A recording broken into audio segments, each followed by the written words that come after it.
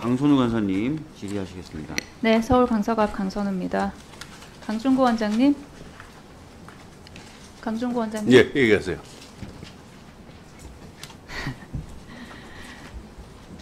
강준구 원장님. 예. 네. 강준구 원장을 둘러싼 여러 의혹이 있는데 오늘 기회로 털고 갔으면 좋겠습니다. 바로 윤석열, 김건희 부부와 밀접한 특수관계를 맺고 있다는 거죠. 슬라이드 보여주세요. 김건희 여사의 첫 해외 순방 당시입니다. 고가 목걸이가 화제가 됐었죠. 당시 재상신고에서 빠져 있어서 논란이 되자 지인에게 빌린 것이라 해명했습니다.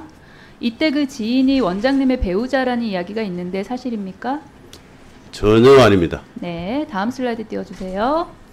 자제분께서 윤석열 대통령 후보 캠프에서 일했고 현재는 대통령실 공직기강 비서실에서 자생한방병원 사위인 이원모 비서관과 함께 근무 중으로 알고 있는데 맞습니까? 아닙니다. 아닙니까? 예, 대선 캠프에서 일한 적이 있습니까? 예, 대선 캠프에는 누구 소개로 갔습니까? 강이라는 애는 지금 우리 딸은 공직기관 비서관실에 있는 게 아니고 민정 비서관실에 있고 이원모 공직비서관하고는 일한 적이 없어요. 대선 캠프에는 누구 소개로 갔습니까? 그걸 학교 추천으로 알고 있습니다. 학교 추천이요? 예.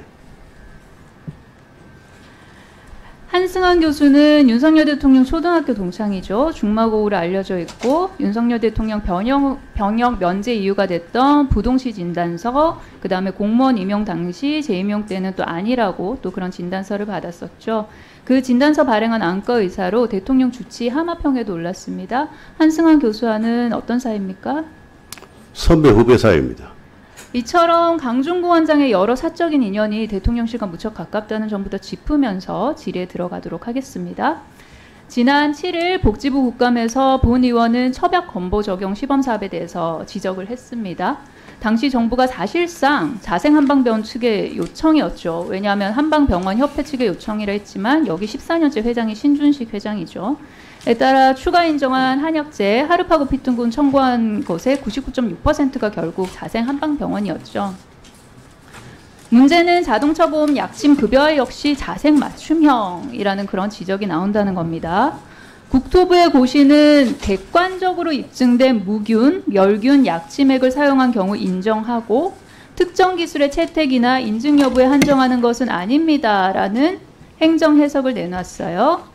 한의사협회 역시 안정성 가이드라인 제정 요청했지만 심평원은 어떻게 했냐면은 6곳의 인증원의 탕정실에서 만든 약침을 수가로 인정을 하게 되죠. 다음 슬라이드 보여주세요. 문제는 여기서 또 자생이 나와요.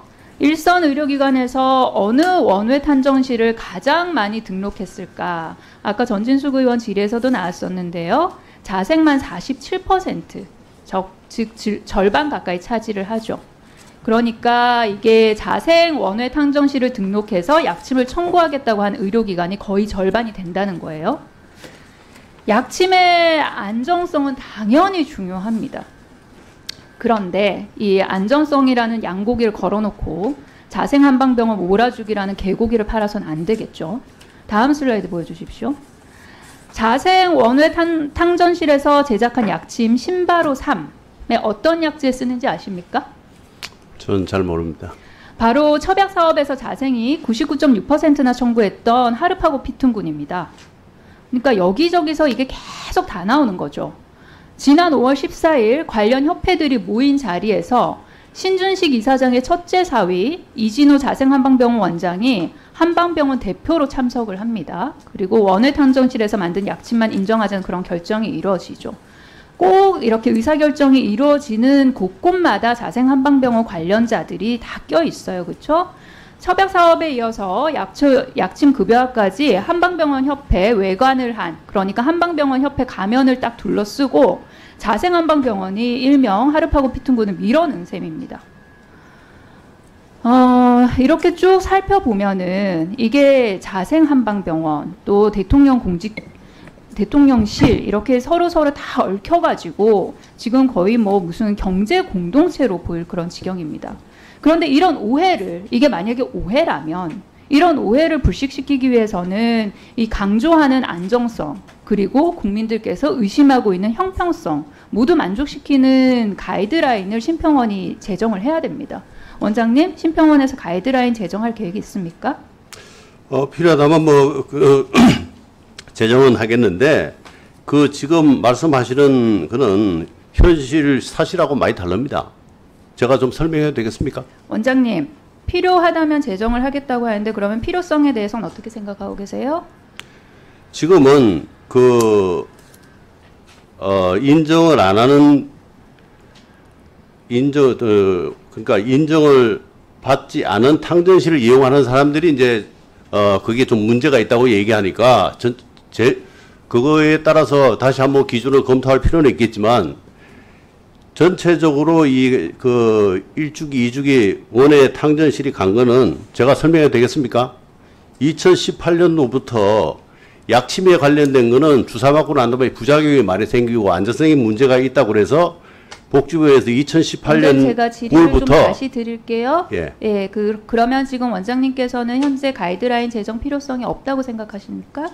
현재는 제가 볼 때는 거의 다 원래 탕전실이 인정받은 데에서 사용을 하고 있고 몇 프로가 한 4% 정도가 안 쓰고 있다는데 그 사람들이 다 쓰면 굳이 할 필요 있나 이렇게 저는 생각하는데. 그럼 심평원 입장에서는 현재로서는 가이드라인을 제정할 필요성이 없다라는 게 심평원 입장이세요? 예, 제가 직접 만들지는 않기 때문에 그거는 국토부에서 가이드라인을 만들기 때문에 거기 의견을 제출할 수는 있겠죠. 그럼 필요성이 없다라는 그런 의견을 제출하실 계획입니까? 문제가 아직까지 있는 걸 못 봤기 때문에 문제가 있으면 하겠습니다. 아니요, 제 질문은 그게 아니었어요. 필요성에 대해서 여쭤봤고요. 그리고 원장님의 답변은 필요성이 없다는 거잖아요. 그러면 국토부에 필요성이 없다라고 가이드라인 제정의 필요성이 없다라고 제출을 하실 계획이세요? 제가 그걸 더 파악을 해봐야지 될 것 같습니다. 그러면은 방금 전에 필요성이 없다라고 답변하신 거는 그러면 틀린 답변이었어요? 제가 여기에 대해서는 지금 그 필요성에 대한 걸 제가 검토를 안 해봤기 때문에 제가 뭐라고 단언적으로 얘기를 못 하겠는데 국토부하고 생각이 좀 다를 수 있기 때문에 국토부하고 한번 협의해 보겠습니다.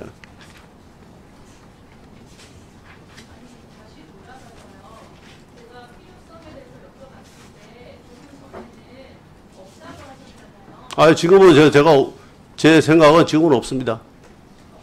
예.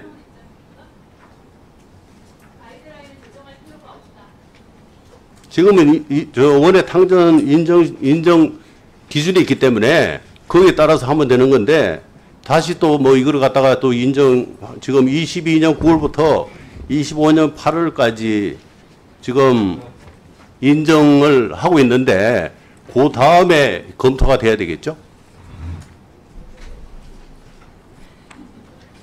그래서 현재로서는 심평원은 관련해서 가이드라인 제정할 필요성이 없다. 저는 그렇게 생각합니다.